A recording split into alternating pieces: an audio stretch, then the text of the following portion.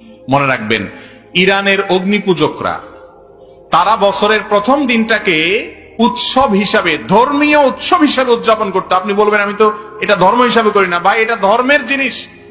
31st night উদযাপন করার এই সংস্কৃতি ধর্ম থেকে এসেছে। সেটা অগ্নিপূজকরা, প্যাগানরা তাদের থেকে এসেছে।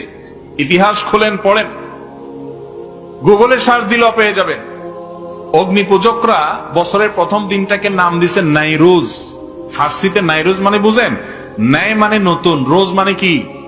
রোজ মানে দিন, নাইরুজ মানে নতুন দিন। বছরের প্রথম দিনটাকে তারা বাৎসরিক উৎসব হিসাবে উদযাপন করত। তাদের পরে এটা খ্রিস্টানদের মধ্যে আসছে।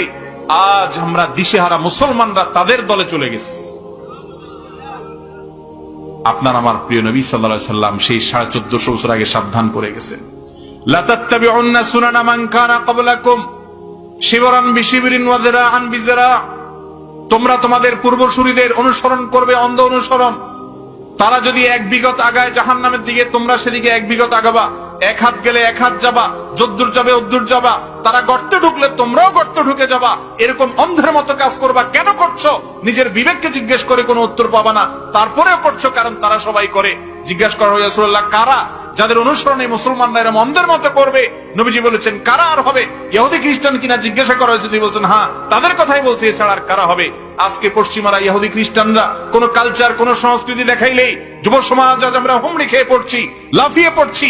কেন করছি সেটা জানি না।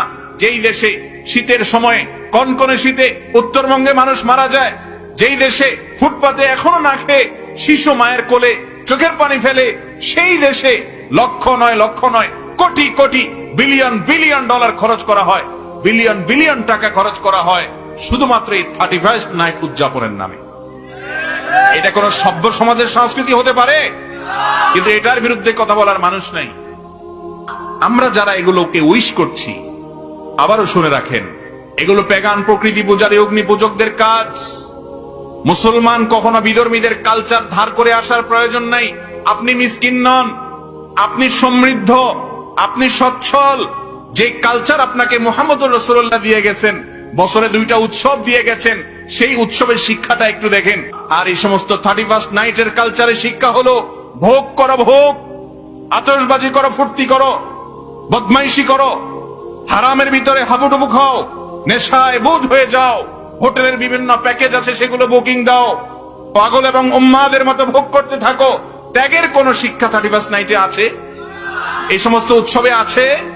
এমনিতেই যুব সমাজ আজ বিভ্রান্ত, এমনিতেই মোরালিটি নাই, এমনিতেই নীতি নৈতিকতা নাই, এমনি দিশেহারা, অস্থির। তারা কোন পথ নির্দেশ পাচ্ছে না।